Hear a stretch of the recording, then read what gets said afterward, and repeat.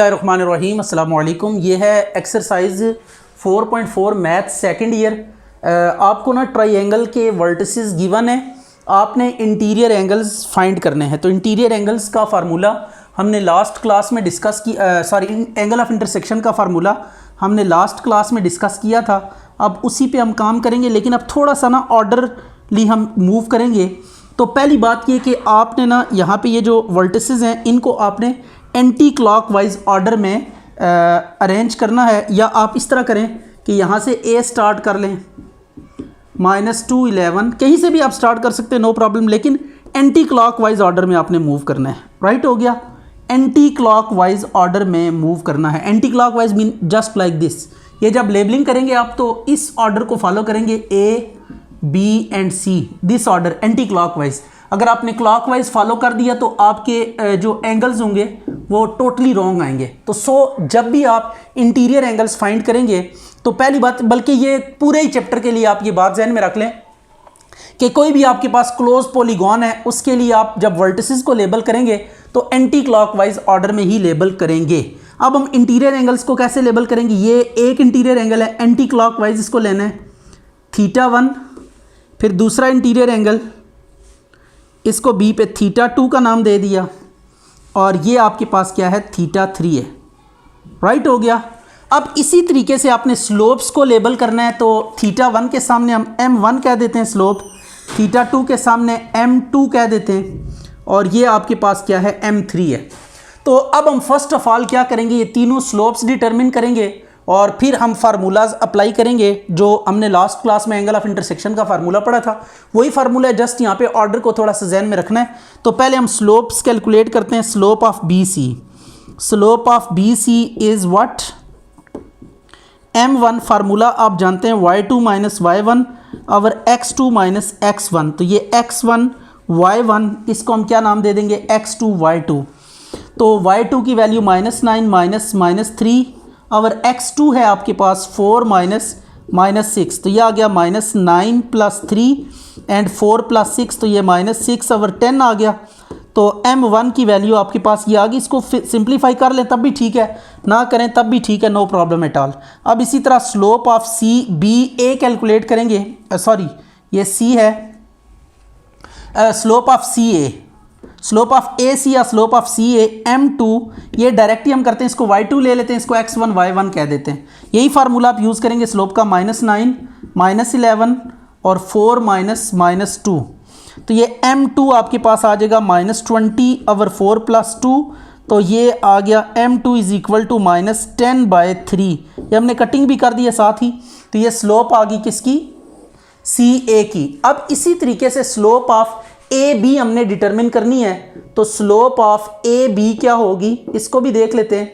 Slope of A B m3 = 11 -3 and -2 -6। तो ये m3 = ये 2 point slope formula y2 - y1 और x2 - x1। जब भी 2 पॉइंट्स आपको गिवन हो तो ये फार्मूला आप स्लोप कैलकुलेट करने के लिए यूज़ करेंगे।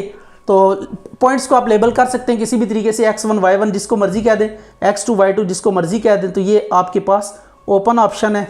तो m3 = 14 और 4 आ गया, तो m3 आ गया आपके पास 7/2। तो ये आपके पास 3 स्लोप्स आ चुकी हैं। अब 3 स्लोप्स के बाद हमने एंगल्स ऑफ इंटरसेक्शन फाइंड करने हैं। तो लेट करते हैं, let θ1 θ2 θ3 be angles of interior angles.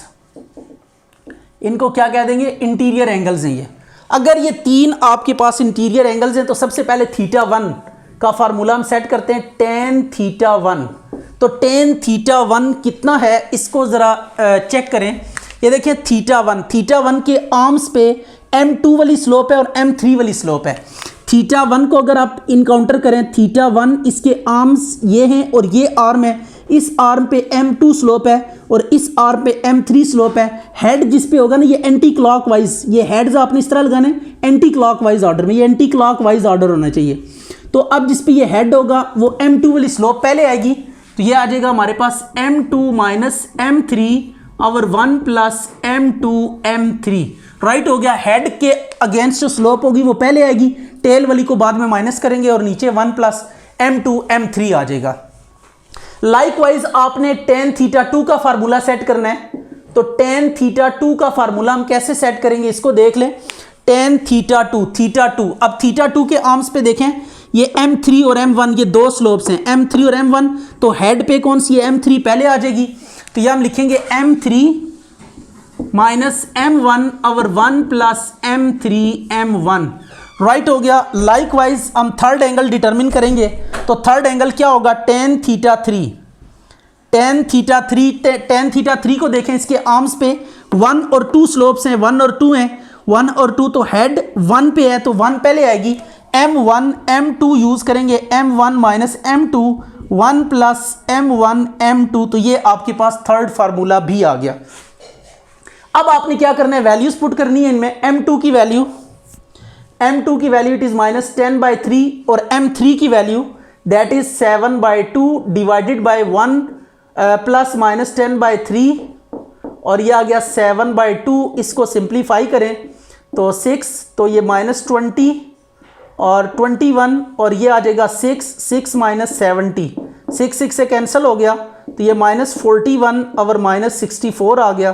तो 41 और 64 का इन्वर्स आप ले लें, ये देखें θ1 is equal to tan inverse 41 और 64 करेंगे तो आपके पास ये क्या आ जाएगा, जो भी एंगल आएगा वो एक इंटीरियर एंगल होगा। ये कैलकुलेटर से आप चेक कर लीजिएगा। इसी तरह हमने क्या करना है, M3 का फार्मूला यूज करें, 7/2 माइनस M1 की वैल्यू माइनस 6/10 या आप इसको लिख सकते हैं माइनस 3/5, राइट हो गया। तो ये 1 प्लस 7/2 इंटू माइनस 3/5, तो अब ये आ जाएगा आपके पास 10, 35 प्लस 6, 10 माइनस 21, 10 से कैंसिल हो गया, 41 और माइनस 11, तो ये tan θ2 की वैल्यू आ जाएगी, यहाँ से θ2 आ जाएगा tan इनवर्स माइनस 41 और 11, ये माइनस आ रहा है। तो अब इस केस में ना आपने क्या करना है, 180 में से माइनस करके जो एंगल आएगा वो लिखेंगे, तो ये tan इनवर्स इस तरह आ जाएगा 41 और 11,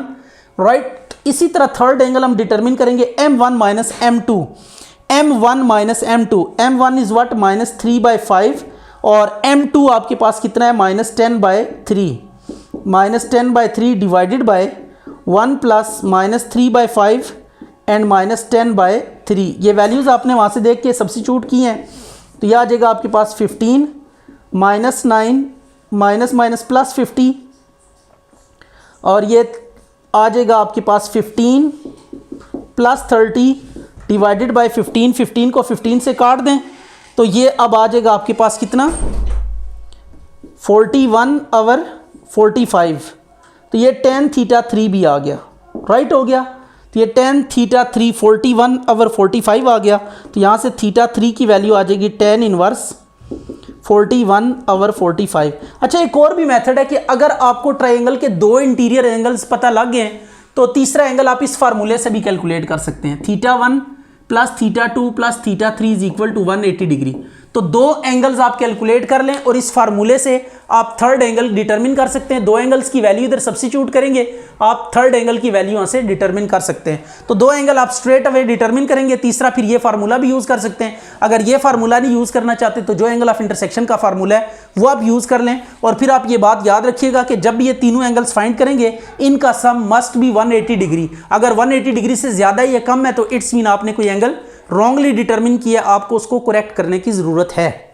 अच्छा भाई, अब ये क्वाड्रिलेटरल है, 4 साइडेड फिगर है, इसमें आपने क्या करना है, इंटीरियर एंगल फाइंड करना है। तो इसको पहले उसी तरह एंटी क्लॉकवाइज ऑर्डर में आपने इन वर्टिसेस को लेबल करना है, -2 3 और ये C आ गया आपके पास -3 -4 और D है 4 -5। ये एंटी क्लॉकवाइज ऑर्डर में ही आपने लेबल करना है और फिर एंगल्स भी एंटी क्लॉकवाइज ही लेने हैं। तो ये आ गया θ1, ये एंगल है आपके पास θ2 एंटी क्लॉकवाइज, ये एंगल है θ3 एंटी क्लॉकवाइज और ये भी एंगल है। चूंकि हम प्लेन ज्योमेट्री पढ़ रहे हैं तो प्लेन में कोई भी पॉलीगॉन जो बनती है उसके इंटीरियर एंगल्स का सम कितना होता है, 360 डिग्री होता है। तो इस केस में आप 3 एंगल्स फाइंड करके चौथा इस फार्मूले से भी डिटरमिन कर सकते हैं, राइट हो गया। तो अब हम सबसे पहले क्या करेंगे, उसी तरह साइड्स की स्लोप्स डिटरमिन करेंगे। इसको M1 का नाम दे देते हैं, इसको M2 का, M3 का और ये M4 का। तो पहले slope of A B determine करें। स्लोप ऑफ ए बी, तो फार्मूला है आपके पास M1 is equal to y2 minus y1 और x2 माइनस x1। तो यह आ जाएगा x1 y1 और ये x2 y2।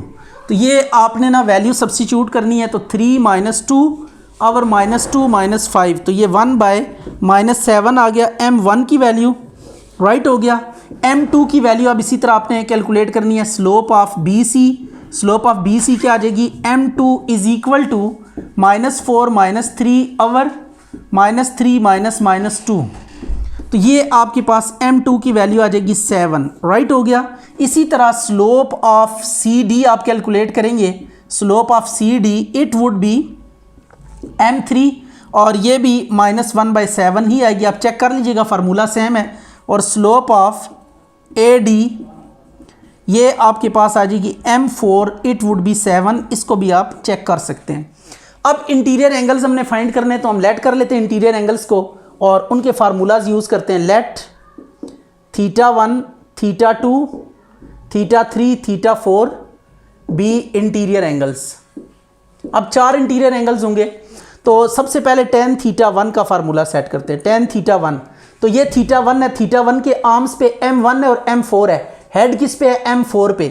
तो आ जाएगा M4 माइनस M1 और 1 प्लस M4 M1, राइट हो गया। इसी तरह tan θ2 आपने कैलकुलेट करना है। पहले इसके आर्म्स पे देखें, θ2 के आर्म्स पे कौन कौन सी स्लोप्स हैं, 2 और 1 है, हेड किस पे है, 1 पे है। तो 1 पहले आ जाएगी M1 minus M2 divided by 1 plus M1 M2।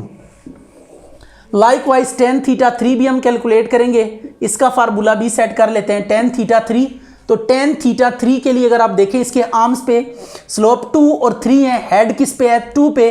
तो 2 पहले आएगी M2 माइनस M3 और 1 plus M2 M3, right. And the last one is tan θ4।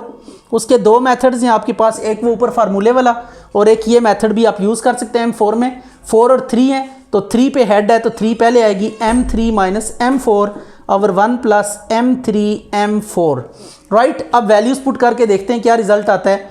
M4 आपके पास 7 है और ये -1/7, तो ये आ गया 1 प्लस 7 इंटू -1/7, 7 7 से कट गया, तो यह आ जाएगा 50/7 और 1 माइनस 1, तो ये 50/7 और 0 समथिंग और 0 क्या होता है, इन्फिनिटी।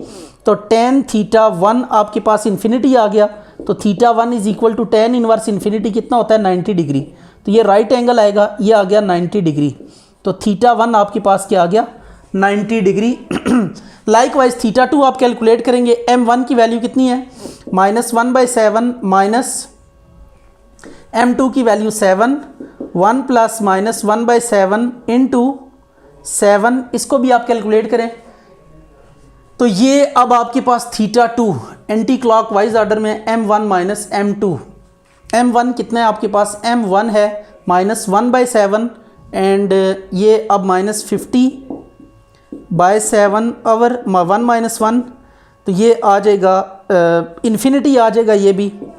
तो tan θ2 आप क्या कैलकुलेट करेंगे, ये भी tan इनवर्स इन्फिनिटी कितना आएगा, 90 डिग्री आएगा। इसी तरह जो θ3 और θ4 है वो भी 90 आएंगे, θ3 भी 90 आएगा एंड θ4 भी आपके पास कितना आएगा। तो ये सारे एंगल राइट एंगल हैं, तो ये रेक्टेंगल के सारे एंगल्स राइट एंगल होते हैं। तो अगर किसी क्वाड्रिलेटरल के चारों एंगल 90 डिग्री आए तो वो क्या होती है, आपके पास रेक्टेंगल होती है।